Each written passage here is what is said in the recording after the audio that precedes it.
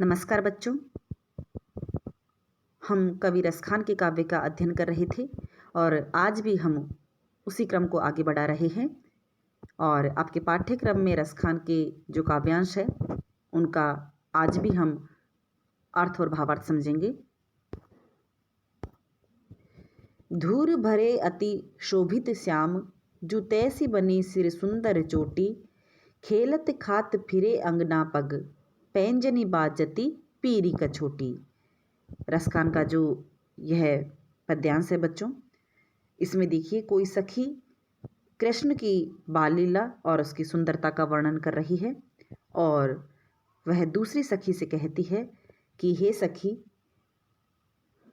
कृष्ण का जो धूल से सना हुआ शरीर है वह बहुत ही शोभायमान और सुंदर लग रहा था। और वह सुंदर शरीर तो शोभायमान था ही, जो धूल से सना हुआ था।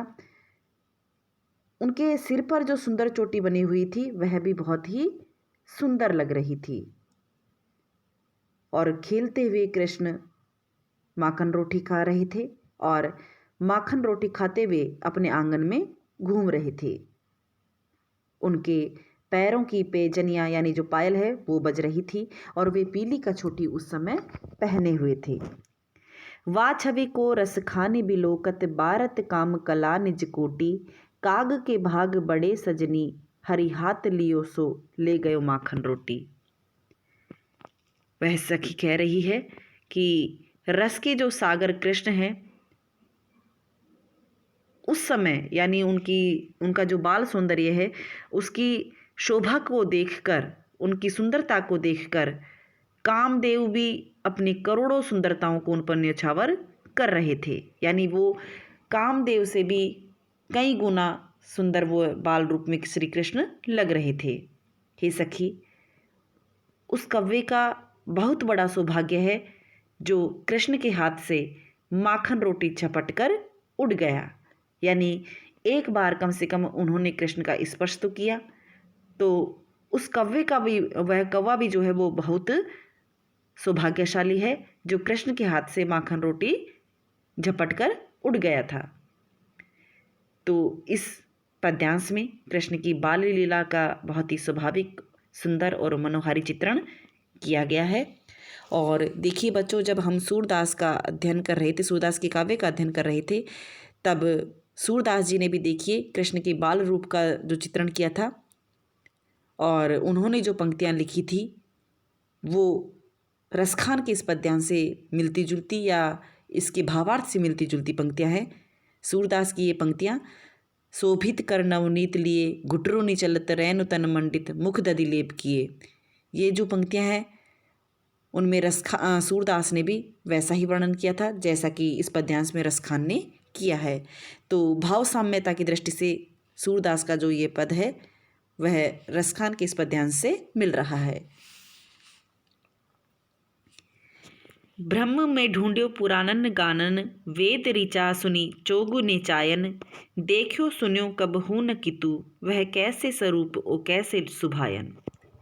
यहाँ पर देखिए रसखान ने कृष्ण के अलौकिक रूप का वर्णन किया है, साथ ही उनके लीला विलास का चित्रण भी उन्होंने किया है।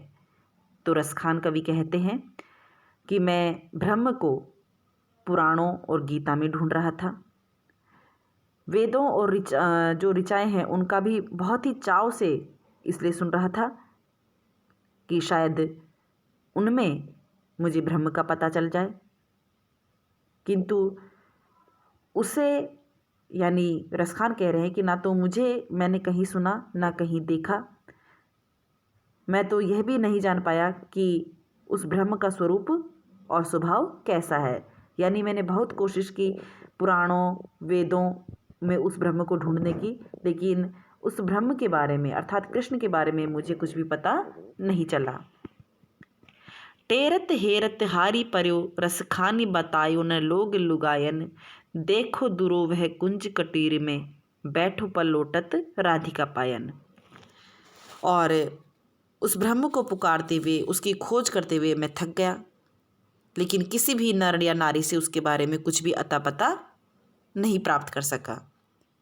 लेकिन वही परमात्मा रूपी कृष्ण कुंज कुटीर में छिप कर बैठे हुए श्रृंगार लीला के अनुरूप राधा के पांवों को दबा रहे थे।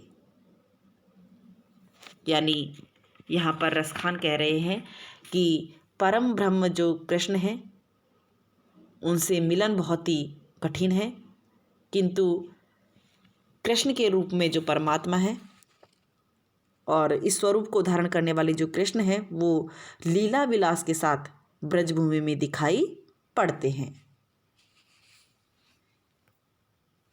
कानन दे अंगुरी रहिबो जब ही मुरली धुनि मंद बजे हैं, मोहनी तानन सोरस खानी अटा चढ़ी गोदन गे है तो गे है।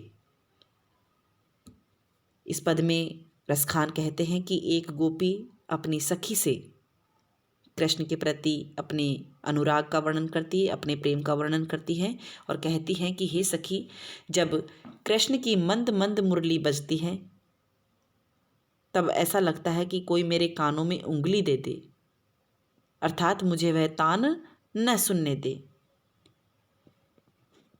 रस के खान कृष्ण चाहे अटारी पर चढ़कर मोहने वाली जो तान के साथ गोचारण के जो गीत गाते हैं, उस समय भी मुझे ऐसा लगता है कि मानो मैं अपने कानों को बंद कर लूं, क्योंकि जब भी मैं कृष्ण को मुरली बजाते हुए सुनती हूँ तो मैं खुद को संभाल नहीं पाती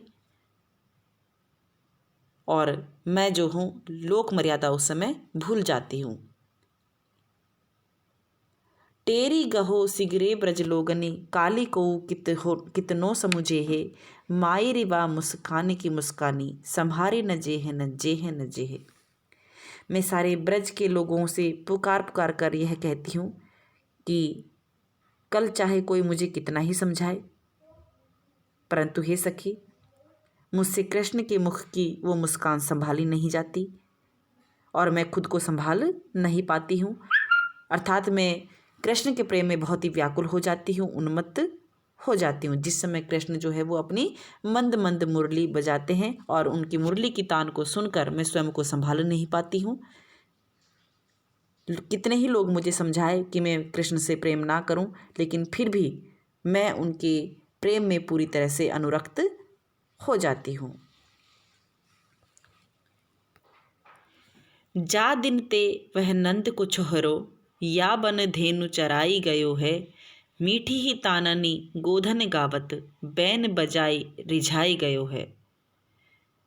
यह जो पद्यांश है इसमें रसखान ने कृष्ण सौंदर्य का वर्णन किया है और इस पद में कोई गोपी अपनी सखी से कृष्ण के सौंदर्य का वर्णन कर रही है और उस गोपी के माध्यम से देखिए रसखान ने कृष्ण के सौंदर्य का वर्णन किया है। तो वह गोपी अपनी सखी से कहती है कि हे सखी, जिस दिन से वह नंद का पुत्र कृष्ण इस वन में गाय चरा कर गया है और मधुर तान के साथ जो बंसी बजा कर गया है, उस दिन से देखिए मेरे साथ क्या हो रहा है। वा दिन सो कछु टोना सोके, रस खानी हिये में समाई गयो है, कौ न काहू की कानी करे, सिगरो ब्रजबीर बिकाई गयो है। जब से कृष्ण इस वन में गाय चरा कर गया है और मधुर तानों के साथ में बंसी बजाकर गोचारण के गीत गाकर यहाँ से गया है, उस दिन से देखिए सखी कुछ जादू सा यहाँ पर हो गया है। ऐसा लग रहा है कि वह जो कृष्ण है वह कुछ जादू सा करके मन में पूरी तरह से समा गया है। इसलिए यहाँ पर कोई स्त्री भी किसी की लज्जा नहीं करती और सच तो यह है कि सारा ब्रज ही उनके हाथों बिक गया है, यानी कृष्ण के वश में होकर उनसे प्रेम करने लग गया है। अब ही गई खिरक गाय के दुहाई बेको, बावरी हुए आई डारी दोहनियो पानी की, कौ कहे छरी कौ भोन परी डरी कौ कहे मरी गति हरी अखियान की। इस पद में कवि रसखान कहते हैं कि कृष्ण की मुस्कान को देखकर कोई गोपी है वो सुध बुध खो बैठी है और इसी का वर्णन एक गोपी अपनी सखी से करती है और कहती है कि हे सखी, अभी अभी वह स्त्री गौशाला में गाय का दूध निकालने गई थी, किंतु वह अपने हाथ में दूध निकालने का जो बर्तन था उसको फेंक कर पागल होकर जो है वो वापस आ गई है। उसकी स्थिति को देखकर, उसकी इस दशा को देखकर कोई तो यह कह रहा है कि किसी ने उसे छल लिया है, कोई उस स्त्री के, उस गोपी के बारे में यह कह रहा है कि वह स्तब्ध हो गई है, कोई कहता है कि वो डर गई है, कोई कहता है कि यह तो बिल्कुल मर गई है, और कोई कहता है कि इसकी आंखों की ज्योति नष्ट हो गई है। सास व्रत ठाने नंद बोलत सयाने धाय, दोरी दोरी जाने मानो खोरी देवतान की। और उस गोपी की दशा को देखकर उसे अच्छा करने के लिए देखिए, उसकी जो सास है वो अनेक प्रकार की व्रत करने का संकल्प लेती है। ननद भी दौड़ दौड़ कर सयानों को बुलाकर लाती है और देवताओं को जो है वो उससे मनोती मिन्नतें करती है। सखी सबे हासे मुरझानी पहचानी कहूँ, देखी मुस्कानी व अहीर रसकानी की। तो सास और ननद तो देखिए उस गोपी की दशा को देखकर देवताओं को मनाती है, लेकिन उस गोपी की जो सारी सखियां हैं वो उसकी मूर्छा को पहचान लेती हैं कि क्यों उसकी दशा इस तरह की हुई है, और उसकी मूर्छा को पहचान कर हंसती है सारी सखियां और कहती है कि इसने आनंद सागर कृष्ण की कहीं मुस्कुराहट को देख लिया है और उसी के कारण उसकी यह दशा हो रही है। तो बच्चों, आज के लिए इतना ही। धन्यवाद।